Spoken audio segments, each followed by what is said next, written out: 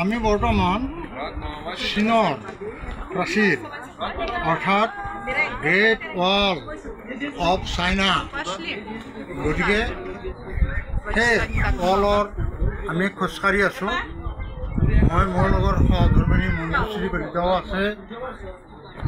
আমি দেখি এই চীনৰ প্ৰাচীৰ আমি অতি গৌৰৱান্বিত, কাৰণ পৃথিৱীৰ সপ্তম আচাৰ্যৰ ভিতৰত চীনৰ প্ৰাচীৰ অন্যতম আৰু গোটেই বিশ্বৰ সকলোবিলাক মানুহে এই প্ৰাচীৰ চোৱাৰ কাৰণে আহে আৰু এটা পৰ্যটনস্থলী হৈছে।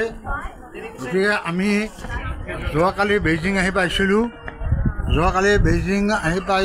আমি আজি এই চীনৰ প্ৰাচীৰ অৰ্থাৎ গ্ৰেট ৱাল অফ চাইনা আমি চালোঁ আৰু ইয়াৰ পিছত বিভিন্ন এনেধৰণৰ পুৰণি যিবিলাক ঐতিহাসিক আছে বিষয়, এই বস্তুবিলাক প্ৰতিষ্ঠানবিলাক আমি চাম।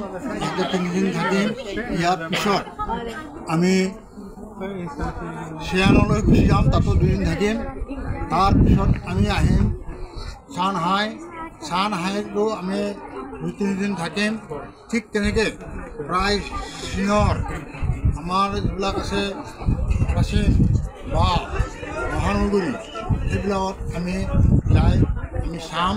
গতিকে সকলোকে আহ্বান জনাইছোঁ যে এনেকুৱা চীনৰ বেইজিংস্থিত চীনৰ প্ৰাচীৰ সকলো মানুহে এবাৰ চোৱাৰ হেঁপাহ লাগে। আমাৰো এটা হেঁপাহ আছিল।